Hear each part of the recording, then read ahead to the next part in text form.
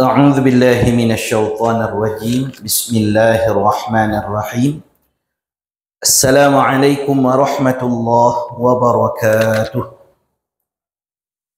إن الحمد لله نحمده سبحانه وتعالى ونتوب إليه أشهد أن لا إله إلا الله تقريرا به وتوحيدا وأشهد أن محمدا عبده ورسوله اللهم فصل وسلم على حبيبك وأسواتنا وقدواتنا وسيدنا المصطفى اللهم صل على محمد وعلى آله وأصحابه أجمعين يا أيها الذين آمنوا اتقوا الله حق تقاته ولا تموتن إلا وأنتم مسلمون. Bapak-bapak, ibu-ibu jamaah rahimani wa rahimakumullah. Kita lanjutkan kajian kitab Khawatirul Qur'aniyah masih dalam surah Al-Isra.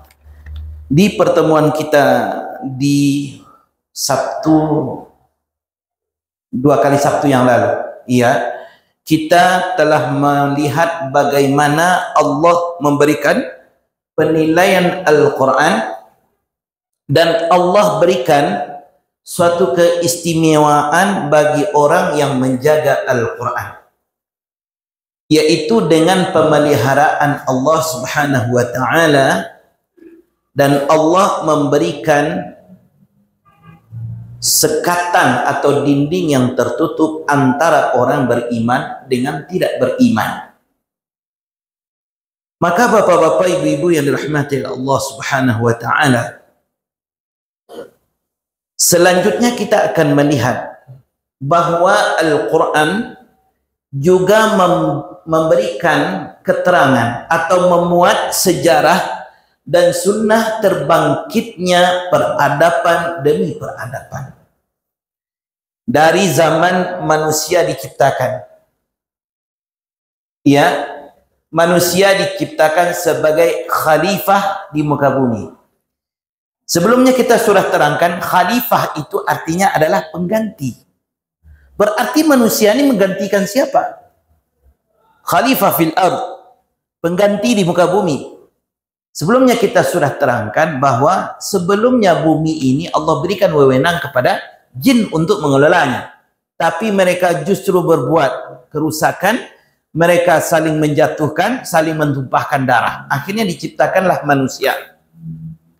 Kemudian umat demi umat silih berganti. Nabi Adam, kemudian Nabi Idris, kemudian ada peradaban kaum Nabi Nuh. Bahkan subhanallah, dakwah Nabi Nuh ini yang paling lama.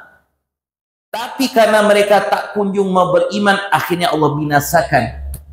Allah ganti kaum berikutnya. Ada kaum 'Ad yang hidup bersama Nabi Hud alaihissalam. Karena mereka ingkar, habis. Diganti lagi dengan kaum Samud. Begitulah silih berganti, diganti-gantikan, sehingganya surah Al-Isra ini mengisahkan kisah Isra dan Mi'raj itu sebenarnya adalah peralihan dari nabi-nabi terdahulu kepada Rasulullah SAW, dan itu peralihan itu terjadinya di Baitul Maqdis atau di Palestina hari ini. Makanya sewajarnya dan sudah sepantasnya, sepatutnya kita membela Palestina hari ini. Karena apa?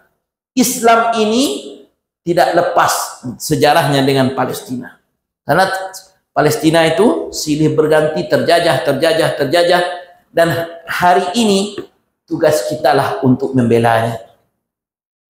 Maka bapak saudaraku kaum muslimin rahimani wa rahimakumullah, inilah yang Allah terangkan di ayat 58 dari surah Al-Isra itu, wa im min qaryatin illa nahnu muhlikuha qabla yaumil qiyamah aw mu'adzibuha 'adzaban syadida kana dzalika fil kitabi mastura. Yang mana Allah sampaikan, tidak ada satu negeri pun yang apabila durhaka penduduknya, melainkan kami binasakan mereka sebelum hari kiamat. Dan itu sudah dirasakan oleh umat-umat terdahulu. Kaum Nabi Nuh sudah merasakannya. kaum Ad sudah merasakannya, kaum Samud sudah merasakannya, kaum Nabi Lut sudah merasakannya, kaum Nabi Syuaib sudah merasakannya. Iya. Nah, sekarang bagaimana dengan kita? Nah, karena kita adalah umat akhir zaman, kalau kita durhaka kepada Allah, maka bagaimana kebinasaannya? Kebinasaannya adalah di hari akhirat yang amat dahsyat. Makanya Bapak saudaraku kaum muslimin rahimani wa rahimakumullah, ya. Makanya Nabi sallallahu alaihi wasallam ya sangat menekankan kita untuk mentadabburi Al-Qur'an ini. Ya. Bahkan Nabi sallallahu alaihi wasallam menyampaikan dalam hadisnya diriwayatkan oleh Ahmad, At-Tirmidzi dan At-Tabarani. Maka beliau menyampaikan atau bersabda, yuqala li sahibil Qur'an yaumal qiyamah, iqra warqa warattil kama kunta turattilu fid dunya fa inna manzilataka 'inda akhir ayatin taqra'uha. Masya Allah. Iya, kata Rasulullah, pada hari kiamat nanti ya akan dikatakan kepada ahli-ahli Al-Qur'an. Siapa ahli Al-Quran ini? Orang yang membacanya, orang yang menghafalnya, orang yang mentadabburinya, bahkan orang yang mengamalkannya. Ya, disampaikan kepada mereka. Apa disampaikan? Iqra warqa warattil kama kunta turattilu fid dunya. Bacalah dengan tartil dan naiklah sebagaimana kamu membacanya dengan tartil di dunia. Fa inna manzilataka inda akhir ayatin taqra'uha. Sesungguhnya tempatmu berada di akhir ayat yang kamu baca. Maka Bapak Ibu yang dirahmati, yang dikasihi oleh Allah Subhanahu wa taala. Jadi dari keterangan hadis yang ada, surga itu ada tingkatannya. Ya. Dari yang terendah sampai yang paling tertinggi. Dan surga yang paling tertinggi itu kedudukannya adalah untuk para ahli surga Firdaus. Nah, tentu kalau surga yang ditawarkan, tentu kita berharap ditempatkan di surga Firdaus. Ya, tempat yang terbaik. Maka untuk itu salah satunya untuk mendapatkannya adalah melalui Al-Quran yang kita baca, yang kita pelajari, yang kita hafal, yang kita amalkan. Nah, jadi tidak ada orang yang tidak menginginkan masuk surga. Dikatakan, ditanyakan ke hati kecil orang masing-masing, apakah Anda ingin masuk surga? Iya, tentu saya ingin masuk surga. Tidak ada orang mengatakan, saya masuk neraka sajalah. Mustahil Bapak Ibu. Hati kecilnya pasti mengatakan, saya ingin menjadi ahlul jannah. Tapi, ya, untuk mendapatkan Firdaus yang tertinggi itu tidak bisa didapatkan dengan mudah begitu saja. Oleh karena itu, kita diminta untuk komitmen membaca Al-Quran, ya, terutama ya di waktu-waktu yang disukai oleh Allah Subhanahu Wa Taala. Boleh jadi di waktu salat fajar atau di waktu salat malam kita, ya. Dan ini Allah sampaikan dalam surah Al-Isra ayat 78. Wa aqimis salata liduluki syamsi ila ghasaqil laili wa qur'anal fajr. Inna Qur'anal fajri kana mashhuda. Dirikanlah salat dari sesudah matahari tergelincir sampai gelap malam, dan dirikan pula lah salat subuh, dan sesungguhnya salat subuh itu disaksikan oleh malaikat. Nah, jadi waktu yang dianjurkan itu adalah di waktu salat fajar dan salat malam untuk baca Al-Quran ini. Dan selanjutnya di ayat 79. Wa minal laili fatahajjat bihi nafilatan laka asa ay yab'atsaka rabbuka maqaman mahmuda. Dan pada sebagian malam hari salat tahajudlah Anda sebagai ibadah tambahan bagi Anda.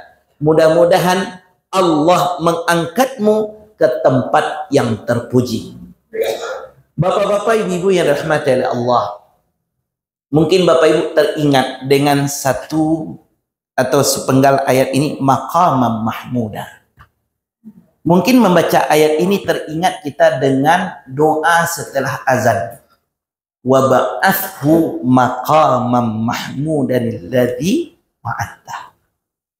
Nah, Bapak Ibu yang dirahmati oleh Allah, Nabi SAW pernah menyampaikan dalam sabda beliau, kelak di akhirat, ya, Allah memberikan satu wasilah untuk satu orang saja. Ya, wasilah namanya. Dan itu hanya diberikan untuk satu orang saja. Dan Rasulullah mengatakan, aku ingin mendapatkan wasilah itu. Maka doakanlah aku, ya, mendapatkan wasilah itu. Maka gantinya apa? Gantinya adalah Rasulullah SAW memberikan syafaat kepada kita. Makanya Bapak Ibu yang dirahmati oleh Allah, doa setelah azan itu jangan dianggap sepele begitu saja. Karena apa? Itu adalah salah satu pintu untuk mendapatkan syafaat Rasulullah SAW. Maka Nabi SAW menganjurkan, ya, ketika azan itu dikumandangkan, iringilah apa yang diserukan dalam azan itu. Lalu setelah azan, ya, kita bersolawat kepada Nabi, sebagaimana kita solawat di dalam solat kita. Lalu bacalah doa setelah azan itu. Allahumma rabba hadhihi da'wati tammah salatil qa'imah ati Muhammadanil wasilata wal fadilah. Ya, kalau diartikan doa itu kan, Allahumma rabba hadhihi da'wati tammah. Wahai Allah, pemilik seruan azan ini yang sempurna ini, wassalatil qa'imah, waktu salat telah ditegakkan, ati Muhammadanil wasilah, berikanlah kepada Muhammad wasilah, wal fadilah, keutamaan, wab'athhu, dan bangkitkanlah Muhammad itu maqamam mahmuda, kepada tempat yang terpuji, alladzi wa'adta, yang telah engkau janjikan. Itu yang kita baca setiap azan dikumandangkan 5 kali sehari. Subhanallah, berapa jalan syafaat kita tembus untuk kita dapatkan kelak di akhirat, Bapak Ibu yang dirahmati oleh Allah. Makanya jangan pernah malas untuk mengiringi seruan azan dan berdoa setelah azan. Ya, dengan tata cara yang seperti tadi yang kita sebutkan, yaitu yang pertama, sahutlah setiap seruan azan itu. Kemudian setelah azan itu berkumandang, kita bersolawat kepada Nabi, lalu bacalah doa setelah azan yang kita ketahui itu. Nah, jadi Bapak Ibu yang dirahmati oleh Allah, bahkan dalam Al-Quran ini juga disampaikan, khususnya dalam surah Al-Isra ini, bahwasanya Al-Quran ini sebagai syifa'u wa rahmatul lil mu'minin, sebagai obat dan rahmat bagi orang beriman. Bahkan Allah menyampaikan dalam Al-Isra ini bahwa Al-Quran mengangkat beberapa kaum dengan kemuliaan dan juga beberapa kaum dihinakan. Ini juga sebagai iktibar kepada kita, Al-Quran gudang kebajikan. Dan subhanallah, ini setelah kita melihat sampai kepada penghujung surah Al-Isra ini, kita akan melihat keutamaan daripada Al-Quran. InsyaAllah ini akan kita bahas di pertemuan yang akan datang. Demikian saja Bapak Ibu, lakum minni hubb wa du'a, subhanakallah wa bihamdika, asyhadu an la ilaha illa anta, astaghfiruka wa atubu ilaik. Assalamualaikum warahmatullahi wabarakatuh.